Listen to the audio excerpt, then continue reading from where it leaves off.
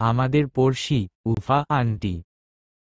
আমার শৈশবকালে মক্কা জেদ্দা মহাসড়কের সুমাইশি এলাকায় গ্রামীণ পরিবেশে আমাদের একটি ছোট্ট বাসা ছিল। কাদা মাটির তৈরি ওই বাড়িটিকে ছোট না বলে বরং বড় বাড়ি বলাই যথার্থ, কেননা এখানেই বসবাস করতেন আমার মরহুমা মা বাবা এবং আমরা কয়েকজন ভাই বোন। কাদা মাটির তৈরি এই বাড়ি সংলগ্ন আরও কয়েকটি বাড়ি ছিল, যেগুলো কাদা মাটির তৈরি বলবো না কখনো, কারণ প্রকৃত ভালোবাসা ও সৌহার্দ্যপূর্ণ সম্পর্ক ছিল পরস্পরের সাথে, আর এই বাড়িগুলোর অধিবাসীদের মধ্যে ছিল সততা, সহানুভূতি, পরোপকার প্রভৃতি গুণের উপস্থিতি পুরো মাত্রায়। পড়শিরা ছিলেন স্বচ্ছ মনের অধিকারী এবং নম্র ও ভদ্র, এক কথায় সাদা মনের মানুষ।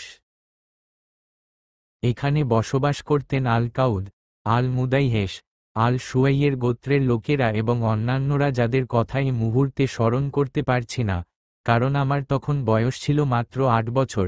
যাযাবর জীবনের স্রোত আমাদের অন্য আরেক অঞ্চলে নিয়ে এসেছে। যতদূর মনে পড়ে, আমাদের বাড়িটা ছিল একটা মাটির বাঁধের পাশে। বাড়ির অধিবাসীদের সবাই ছিলেন মেহমানদের সেবায় হাতেম, তাই তাদের মন ছিল পুত পবিত্র।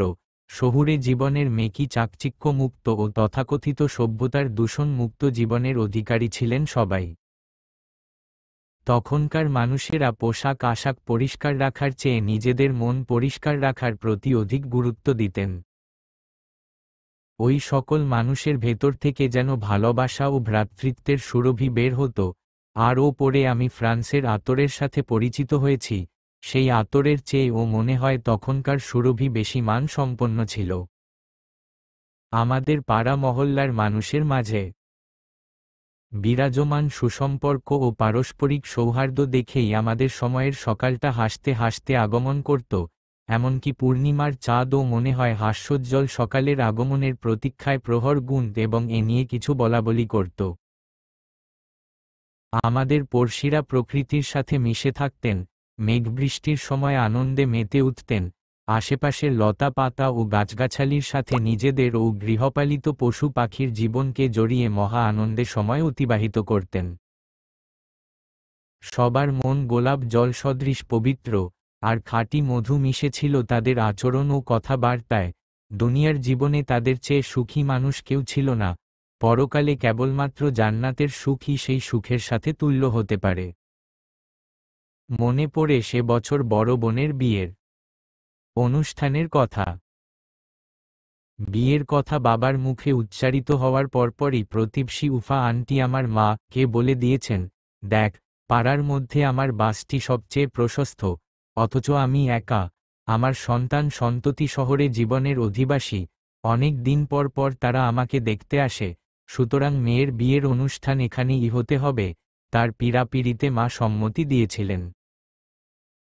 উল্লেখ্য যে মহল্লায় বিয়ের অনুষ্ঠান হলে বাঁধঘেঁষা উন্মুক্ত খোলা মাঠে বর ও বরযাত্রীর জন্য প্যান্ডেল সাজানো হতো, এবং মেয়েদের জন্য মহিলা অঙ্গনে সেই গুফা আন্টির বাসায় সুব্যবস্থা হতো।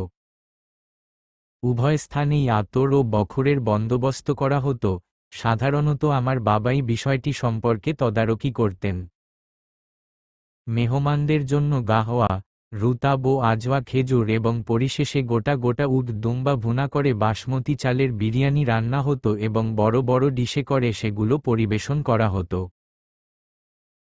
আমার বোনের বিয়েতে মেয়ে মহলের জন্য সাজানো ডিশটি এত বড় ছিল যে উফা আন্টির সদর দরজা দিয়ে ভেতরে প্রবেশ করানো অসম্ভব হয়ে পড়ে। তখন আন্টি আমার বাবাকে অনুরোধ জানান গেইটের দেয়াল ভেঙে গেইটটি প্রশস্ত করতে।